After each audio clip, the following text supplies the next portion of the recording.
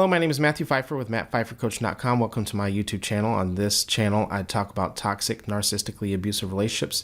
And if you have a question that you'd like for me to answer, make sure you send it to justaskmatt at mattpfeiffercoach.com. Again, that is justaskmatt at mattpfeiffercoach.com. Just make sure you keep the email 2 to 3 paragraphs max, and you're also very direct and to the point of what your question actually is. However, the fastest way to work with me is to connect with me for a one-on-one. All of my links are down below. And also make sure you hit the subscribe notification and hit the bell notification so you're notified each and every time I upload a new video. I upload a new video 5 days a week. With that being said, let's get into today's email. Today's email comes from a person who says they are struggling with the trauma bond and kind of going back and forth with a person that's in their life. So let's get into this email. So this email reads, "Hi Matt, I watched your TikTok videos and the one about trauma bond got my attention. It's all about my relationship with my first girlfriend of 5 years. We were both toxic to start off until she cheated on me 3 years ago. I moved on with another girl and we spent almost a healthy 2 years together."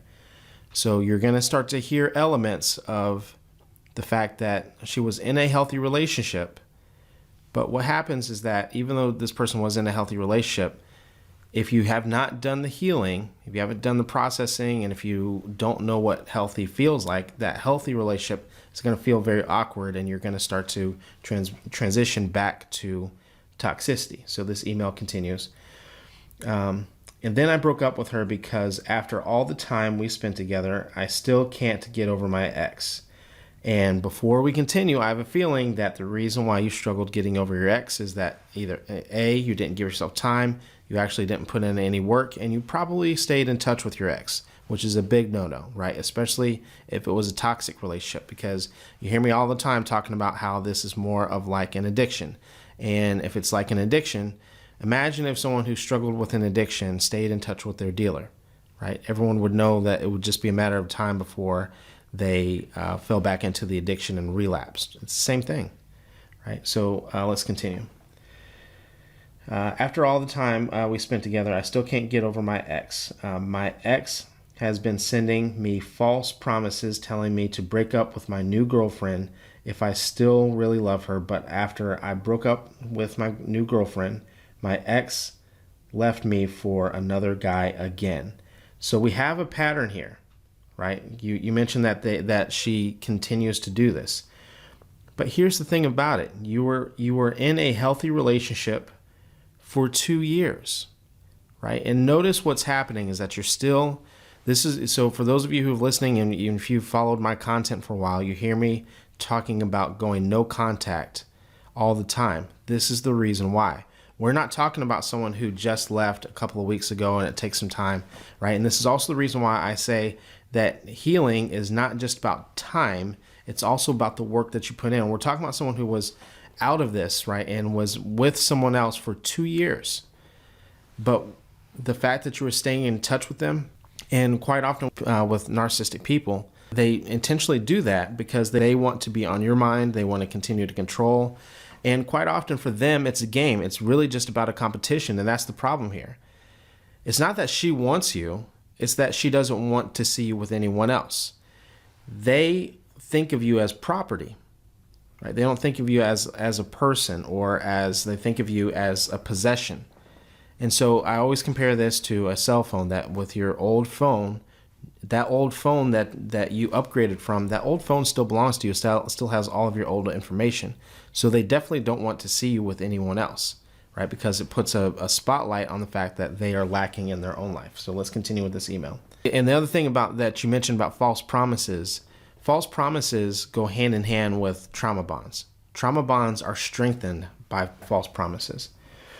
My ex has been sending me false promises telling me to break up with my new girlfriend if I really loved her. But after I broke up with my new girlfriend, my ex left me for another guy again. After this, I've been diagnosed with PTSD, and I always feel anxious every time something reminds me deeply of her. I know this is karma, not necessarily, but I think it's also a trauma bond. I would like to ask help on how to get over this. I feel like if I don't heal from this, it will happen again and again. You are 100% correct, right? This is the reason why healing is so important, because you're right. If you don't heal from it, you will do this over again and again, and you will continue to cycle through. You have to get comfortable with being uncomfortable for a period of time. So this email continues. I feel like I have been just surviving the day instead of living. I only got 3 people whom I've shared this with, and that includes you. So thank you very much for sharing. And when we're talking about a trauma bond, we have to go, it is imperative that we go no contact, right? If you guys don't share children, I didn't hear any elements of the 2 of you guys sharing children together, there is no reason to talk, right? I would block the number, and that's easier said than done, right? The reason why it's easier said than done is that we know that the narcissist is going to reach out, that they're going to try to communicate, they're going to play all the games that narcissists do. And so for those reasons, it's also important for you to write down all the reasons why you left to begin with. And what's going to happen is that we feel our emotions in our body.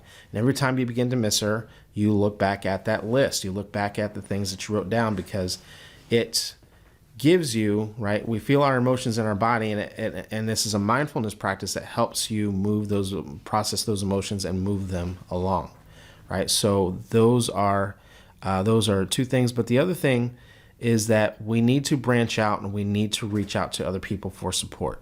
You need a support system. You need a group support system.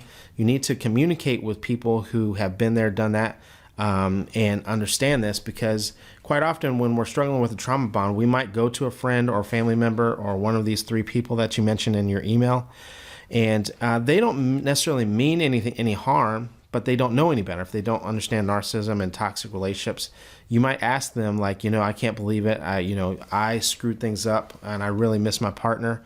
Well, your friends and family, all they do is they see that you're hurting, and they may not give you the best advice. They might tell you to reach back out to them and see if they're willing to work something out, which is not very helpful to someone who is a victim of abuse and a trauma bond, right?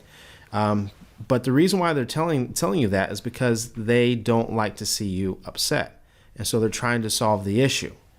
And so we have to begin to branch out, reach out to a support system that understands this, that's going to give you the proper stance on this. So when you go to them and you start talking to them and opening up and being vulnerable and saying how much you miss your partner, they're going to give you the proper advice, giving this situation, right? That you shouldn't just remain no contact. They would probably allow for you to vent. And you're obviously already in therapy because of the PTSD diagnosis.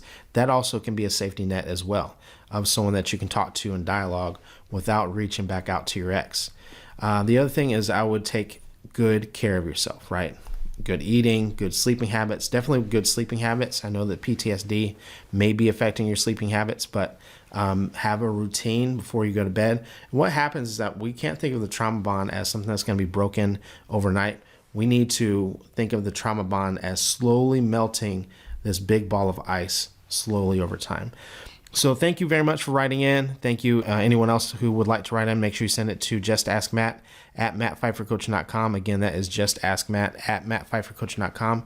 Make sure you keep that email 2 to 3 paragraphs max, and you're also very direct and to the point of what you're looking for and what you're asking. If I don't understand what you're asking, I will pass it on. Also, the fastest way to work with me is to connect with me and my one-on-ones.